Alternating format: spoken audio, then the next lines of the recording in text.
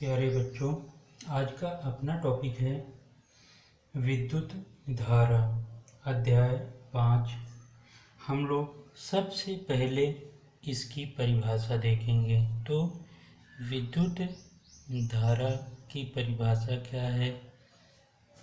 विद्युत धारा, जिसे इंग्लिश में हम बोलते हैं इलेक्ट्रिक करंट।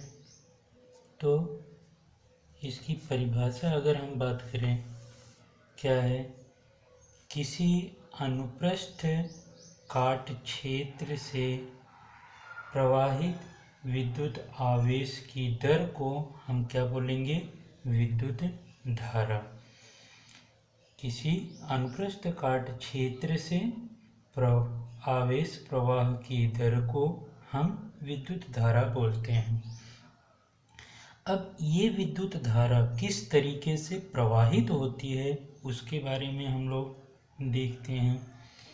तो सबसे पहले हम मान लें एक चालक है, चालक तार।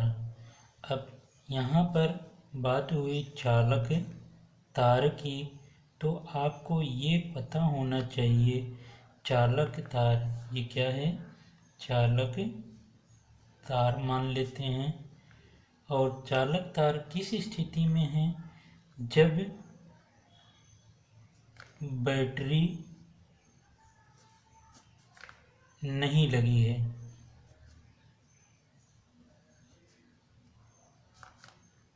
इसको अच्छे से ध्यान से समझना है, क्योंकि ये एक तरह से आधार है। तो अगर ये आपको समझ में आ जाएगा तो आगे आपको दिक्कत नहीं होगी और विद्युत धारा भी अच्छी तरीके से आप समझ जाएंगे। तो सबसे पहले यहाँ पर हमने एक लिया चालक तार लिया, और चालक तार में बैटरी नहीं लगाया गया। अब चालक तार की खासियत क्या होती है? चालक की खासियत हमको पहले से पता है कि चालक में क्या होते हैं? मुक्त इलेक्ट्रॉन। मुक्त इलेक्ट्रॉन क्या होते हैं? तो इसके बारे में हम लोगों ने पढ़ा है कि ये इलेक्ट्रॉन जो नाभिक से बंधे नहीं रहते हैं, वो नाभिक से मुक्त रहते हैं, लेकिन पदार्थ से बाहर नहीं आ पाते हैं, लेकिन पदार्थ के अंदर ही ये क्या करते हैं? गति करते हैं। और ये गति किस तरीके से करते हैं? ये जो है, अगर जब बैटरी नहीं लगी रहती है तब ये, अगर कहा जाए कमरे के ताप या जो कमरे के ताप पर ऊष्मा होती है, उस ऊष्मीय प्रभाव में ये जो मुक्त इलेक्ट्रॉन, इसको हम बोलेंगे मुक्त इलेक्ट्रॉन, ये क्या होते हैं? ये चलते हुए ऐसे इस तरीके से चलते हैं और वो जो पास में दूसरा इलेक्ट्रॉन रहता है उससे टकराते हैं। टकराने के बाद अब इसकी दिशा क्या होती है? बदल जाती है। इस तरीके से ये टकराते हुए फिर टक्कर करेंगे दूसरे इलेक्ट्रॉन से। इस तरीके से ये हर समय दिशा बदलता रहता है, और इस तरीके से टकराते हुए ये एक दिशा से दूसरे दिशा, मतलब ये जिग जैग फॉर्म में ऐसे ये गति करता रहता है।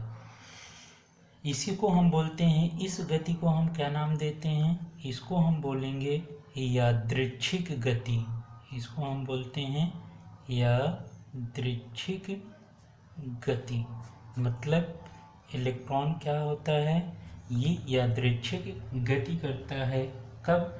जब बैटरी नहीं लगी रहती है। अब अगर इस स्थिति में ये कब है? ये ऊष्मीय प्रभाव में है। ऊष्मीय प्रभाव में हम यहाँ पर देख रहे हैं कि अगर हम किसी समय ये देखें कि यहाँ पे इन इलेक्ट्रॉनों का जो औसत वेग है, या कहा जाए नेट इलेक्ट्रॉन का एक सिरे से दूसरे सिरे तक का जो गति है, तो यहाँ पर हम ये देखते हैं कि इनका जो औसत वेग रहता है, औसत वेग किसका? इलेक्ट्रॉन का। ये किसके बराबर होता है? 0 के बराबर होता है। अगर इलेक्ट्रॉन एक सिरे से दूसरे सिरे तक नहीं गया, या औसत वेग 0 है, तब हम कहेंगे धारा भी क्या होगी, अर्थात धारा यहाँ पर किसके बराबर होगी, 0 के बराबर होती है। अब इस चीज़ को ध्यान रखना है। अब सोचो, इलेक्ट्रॉन गति कर रहा है, अगर ये एक निश्चित दिशा में गति करते तब क्या होता, तब इनका औसत वेग भी होता और धारा होती। अर्थात अगर एक, जैसे इसको हम मान ले चालक, ऐसे एक तार, चालक तार का टुकड़ा है, तो चालक तार के टुकड़े को ऐसे ये पड़ा हुआ है, इसमें कोई बैटरी नहीं जुड़ी हुई, अगर इसमें एक सिरे से दूसरे सिरे तक इलेक्ट्रॉन जाता तब उस स्थिति में क्या होता, इस टुकड़े में भी विद्युत धारा प्रवाहित होती। मतलब हम अगर इस टुकड़े, तार का टुकड़ा पड़ा हुआ इसको टच करते तो हमको करंट लगता, लेकिन ऐसा नहीं होता है। ये क्यों नहीं होता, इसलिए नहीं होता है क्योंकि हम ये देख रहे हैं इसमें क्या हो रहा है, टुकड़े में हम ये देख रहे हैं इनमें जो इलेक्ट्रॉन हैं इनका औसत वेग क्या होता है, 0।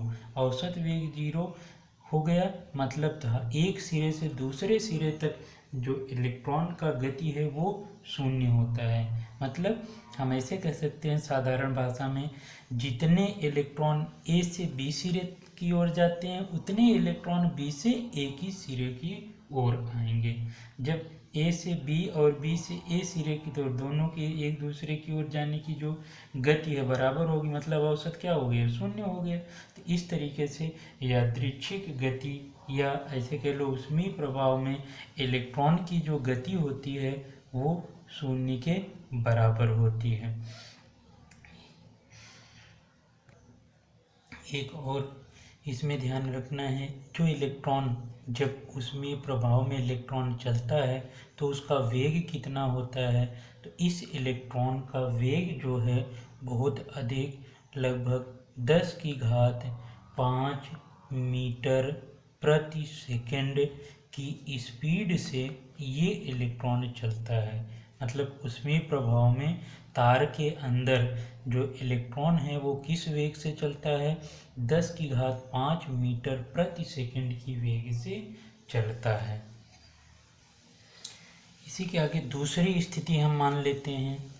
अब हम यही चालक तार ले रहे हैं, चालक तार वही है, लेकिन अब हम क्या कर रहे हैं, इस चालक तार के सिरे पर हम एक बैटरी लगा देते हैं।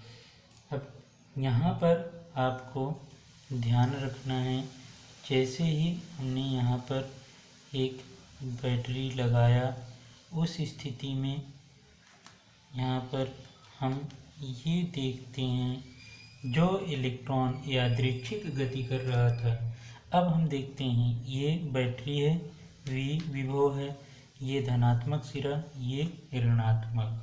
तो हम ये देखेंगे इसमें जो इलेक्ट्रॉन हैं, ये इलेक्ट्रॉन क्या होते हैं, ये एक निश्चित दिशा में गति करने लगते हैं इस तरीके से। अब इसमें क्या होगा, ये इलेक्ट्रॉन क्या होगा, इधर से निगेटिव इस इलेक्ट्रॉन को प्रतिकर्षित करेगा, मतलब अब हम ये देखेंगे इलेक्ट्रॉन इस दिशा में गति करने लगेंगे। और यहाँ पर जो है अगर हम बात करें इस स्थिति में, अब इनका एक निश्चित औसत वेग होता है, इसलिए इस स्थिति में धारा भी प्रवाहित होगी। और धारा की अगर बात करें तो यहाँ पर आपको धारा में आपको ध्यान रखना है, जिस दिशा में इलेक्ट्रॉन चलते हैं उसकी ठीक विपरीत दिशा में विद्युत धारा प्रवाहित होती है। मतलब इलेक्ट्रॉन जिस दिशा में जाएंगे उसके विपरीत दिशा में विद्युत धारा प्रवाहित होती है, या इसको हम दूसरे शब्दों में कह सकते हैं, धारा की दिशा किधर होती है, जिस दिशा में धन आवेश चलते हैं, या धनावेश के सापेक्ष कहेंगे, जिस दिशा में धन आवेश गति करेंगे उस दिशा में विद्युत धारा होती है। और ऋण आवेश के सापेक्ष कहेंगे तो ऋण आवेश के विपरीत दिशा में विद्युत धारा होती है। अब हम बात करते हैं जो विद्युत धारा है, विद्युत धारा का परिमाण, मतलब हम कहें I का परिमाण। विद्युत धारा को हम किससे प्रदर्शित करते हैं? I से प्रदर्शित करते हैं। तो I का परिमाण अगर हम बात करें तो परिमाण यहाँ पर आपको ध्यान रखना है, इसमें दो होते हैं। एक तो हम कहेंगे सबसे पहले अगर हम कह लें यहाँ पर औसत धारा, औसत धारा। तो औसत धारा को हम कैसे प्रदर्शित करते हैं? तो औसत धारा I एवरेज बराबर होता है किसके? प्रवाहित आवेश की मात्रा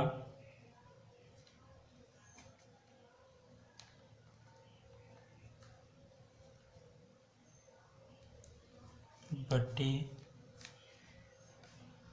लिया गया समय।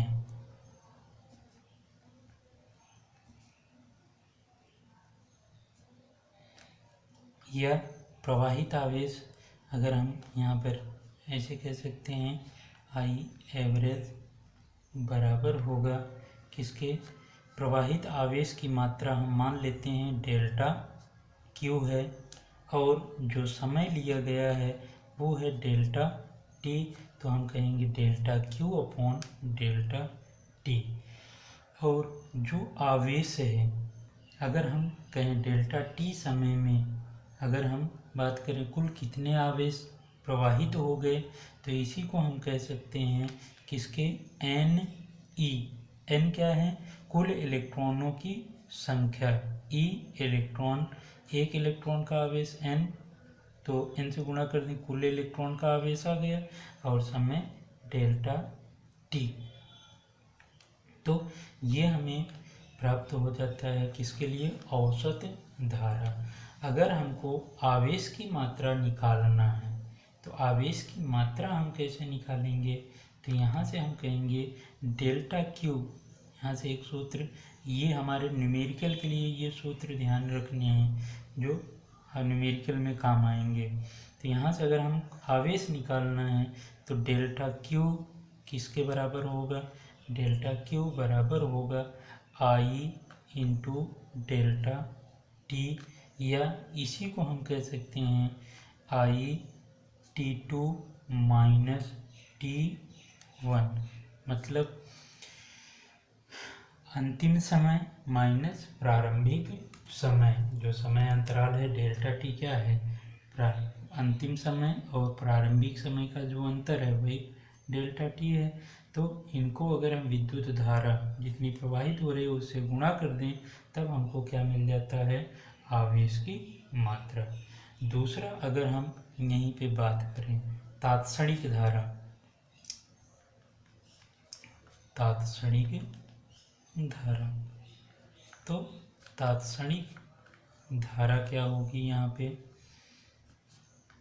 तात्क्षणिक धारा हम I बराबर होगा लिमिट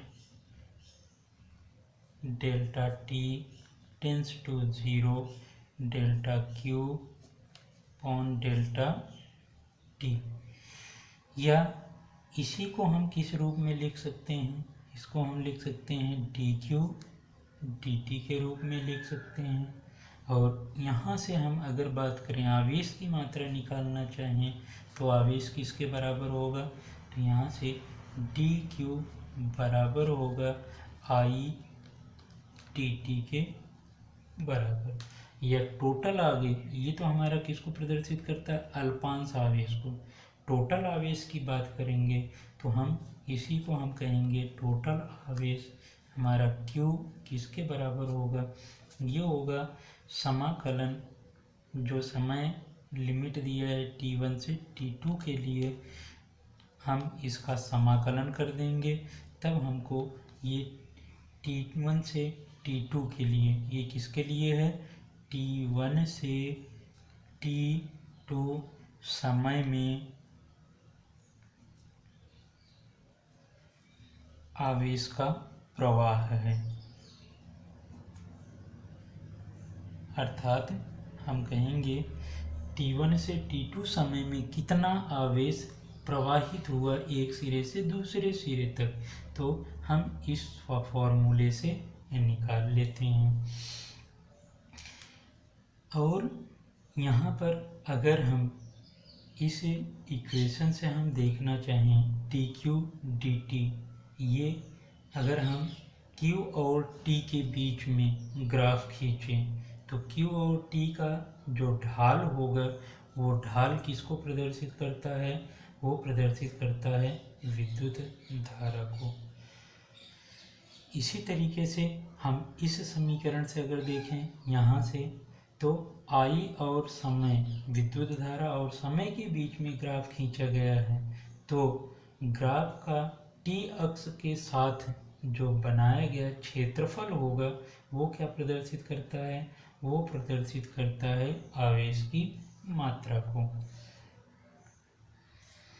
यहाँ पर अब अगर हम बात करें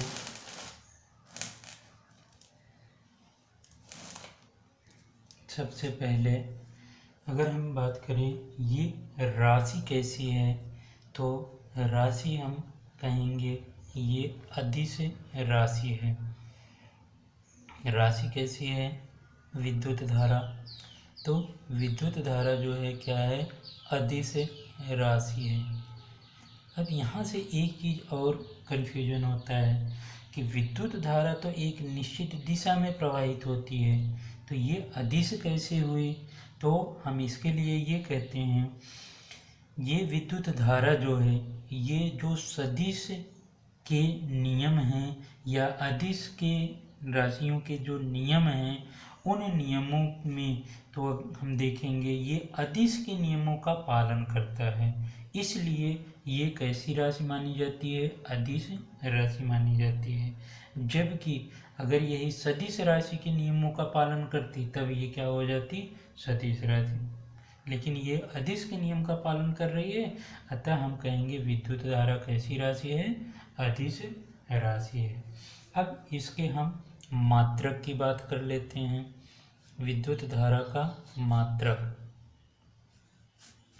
विद्युत धारा का मात्रक जो है, तो इसका जो है अगर हम SI मात्रक, I का हम इसमें देखें तो I का SI मात्रक, तो SI मात्रक इसका क्या है, तो SI मात्रक अगर हम बात करें, I बराबर क्या होता है, I बराबर होता है Q/T, मतलब T समय में अगर कुल आवेश Q प्रवाहित हुआ है तो I किसके बराबर होता है, Q/T। आवेश का मात्रक क्या होता है, कूलाम होता है, और कूलाम जिसे हम C से प्रदर्शित करते हैं। समय का मात्रक क्या होता है, सेकंड होता है, जिसे हम SEC से लिखते हैं। तो कूलाम बटे सेकंड एक मात्रक होता है, लेकिन इसका SI मात्रक यही किसके बराबर होता है, ये होता है एम्पियर, एम्पियर जिसे A से प्रदर्शित करते हैं, और ये मूल मात्रक भी है। ये तो हमारा SI मात्रक हो गया। फिर I का ही अगर हम बात करें, I का CGS मात्रक, तो CGS मात्रक अगर हम बात करें तब इसका होता है क्या, अब कूलाम, अब कूलाम बटे सेकंड,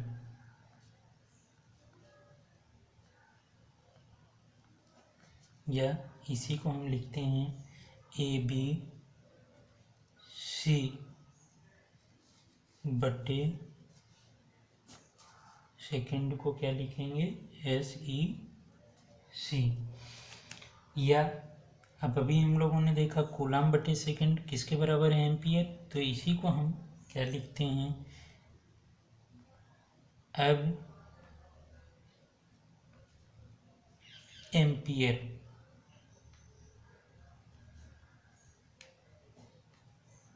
AB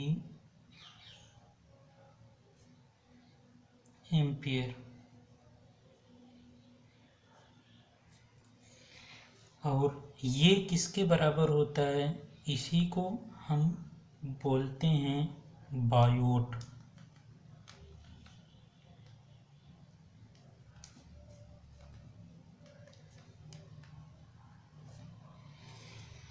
अब यहाँ पर एक चीज और ध्यान रखना है, ये यहाँ पर ये एफ कूलाम ये कहाँ से कैसे जो है, तो आपको पहले जो है, अगर पहले चैप्टर में बताया गया है आवेश का, इसमें नोट लगा के आप समझ लीजिए।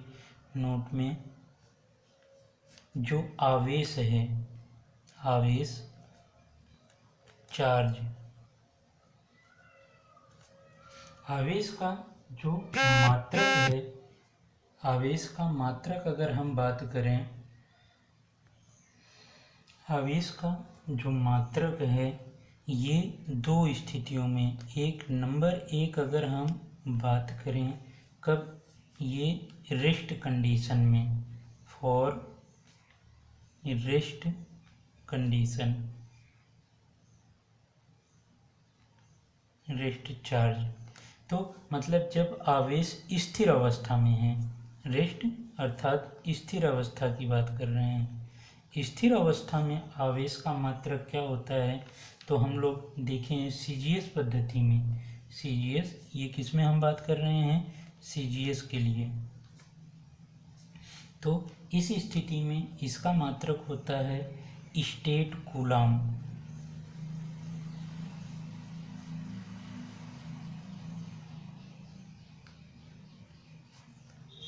या ESU, या इसी को हम बोलते हैं फ्रैंकलिन।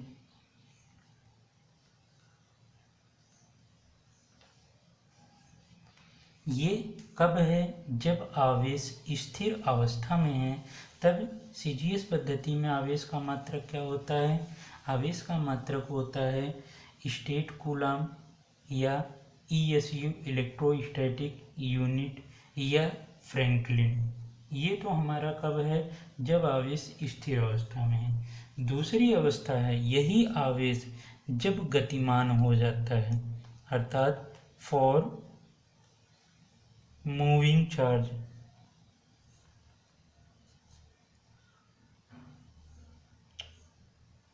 मूविंग चार्ज गति की स्थिति में, तो गति की स्थिति में इस आवेश का जो मात्रक होता है उसको हम बोलते हैं अवकूलाम,